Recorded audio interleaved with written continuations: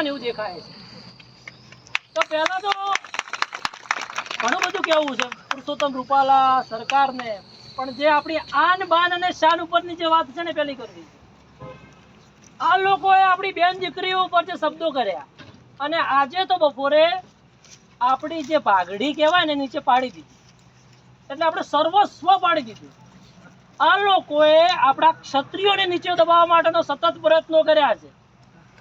જ્યારે 300 વર્ષ અંગ્રેજો રાજ કરીને આ દેશને લૂંટીને લઈ ગયા હતા ને, ત્યારે આ લોકો આપણી જોડે આવ્યા હતા, આપણા પૂર્વજો જોડે આવ્યા હતા કે હવે આ દેશમાં કશું રહ્યું નથી, બધું પતી ગયું છે, અમને કંઈક આપો, આ દેશ ઊભો કરવો છે, આ ગુજરાત ઊભું કરવું છે. ત્યારે 1800 પાદર કૃષ્ણકુમારસિંહજીએ એક પળનો વિલંબ કરી દીધા વિના આપી દીધા છે. બળતરા થાય, તમને બધાને બળતરા છે, લોહી ઉકળે છે, કારણ કે તમે રાજપૂત છો, ક્ષત્રિયો છો, સિંહણના દીકરાઓ છો. કોને બળતરા ના થાય? સમાજમાં નાનામાં નાનો વ્યક્તિ હોય, 200-300 રૂપિયાની મજૂરી કરતો હોય, અને એ વ્યક્તિને જો એના અભિમાન વિશેની મા દીકરીને ગાલ બોલવામાં આવે ને તો તમને તમાચો મારે. અને આજે તો વાત ક્ષત્રિયોની છે. અને જે આ લોકો કહે છે કે કાયદો અને કાનૂન, તો શું અમારા મગજ ઉપર ગાંડા લખેલું છે? અમે કાયદો અને કલમ નથી જાણતા? વિચાર કરો કે આજ સમાજમાંથી કોઈ નાના વ્યક્તિઓએ સરપંચથી માંડીને વડાપ્રધાન સુધી કોઈને ગાળ બોલી હોય, મા દીકરી સીધે કોઈ નેતાને અપશબ્દો બોલ્યા હોય, તો 24 કલાકમાં એને પકડી લેવામાં આવે અને એના વિરુદ્ધ પગલાં લેવામાં આવે. તો તમારી સરકાર ગરીબોના માટે લડવા માટે તૈયાર છે, તમારા નેતાઓ માટે લડવા માટે તૈયાર નથી. નેતાઓ માટે કોઈ સરકાર નથી, કોઈ તંત્ર નથી. પુરુષોત્તમ રૂપાલાને પકડી લેવો જોઈએ ને, તાત્કાલિક એને ગિરફ્તાર કરી લેવો જોઈએ. અને આપણે કહીએ છીએ, આપણે મૂછ વધારીને ફરીએ છીએ, મૂછના ઓગળા મળીએ છીએ. આપણે કહીએ છીએ કે આપણે કૃષ્ણના વંશજ છીએ, શ્રી રામના વંશજ છીએ.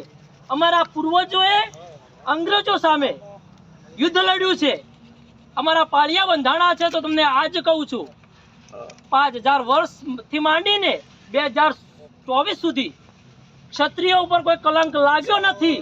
અને જો 2024માં કલંક લાગશે તો ભવિષ્યમાં આપણા દીકરાઓ ઊંચા મોઢે બોલી નહીં શકે.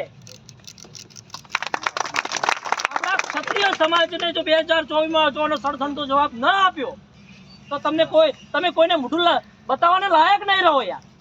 શું બધું જ પાડી દીધું? ભાગડી પડી ગઈ, આપણી બેન દીકરીઓની ઇજ્જત ઉછાળી દીધી. હવે બાકી શું રહ્યું છે આપણા પાસે? છતાંય આપણે હાથમાં હાથ ધરીને બેઠા છીએ. કરવી પડશે બળતરા. આપણા આગેવાનો તો ચમચા છે એમના, હજી કે અમને તો એમ લાગે છે કે અમે આ પાર્ટીના સેવક છીએ. એટલે સમાજથી મોટું કોઈ સેવક ના હોય.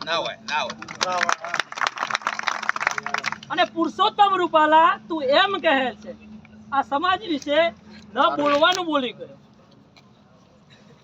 હવે તને શું કહેવું? જાહેર સભામાં કઈ બોલાય નહીં, પણ આનો તને જવાબ મળશે. જો આપણે એ વ્યક્તિને 18 આલમ ભેગી થઈ એ વ્યક્તિને પાંખો આપી મંત્રી પદ બનાવ્યું, આકાશમાં ઉડવા લાગ્યો. કોને? એને પાંખો આ સમાજે આપી છે. તો હવે આ સમાજે નક્કી કરવાનું છે કે એની પાંખો કાપી નાખવાની છે. અને અભિમાન છે, અહંકાર છે, ઈગો છે. અરે અને તમને કહી દઉં કે રાજા રાવણને સોનાની લંકા હતી, બરાબર, કડીના 6થા ભાગમાં હનુમાને બાળીને ખાક કરી નાખી હતી. બીજો એક પ્રસંગ નાનકડો કેવો છે, મારી વાતને વિરામ આપવું છે કે ઘણા બધા વડીલો બેઠા છે.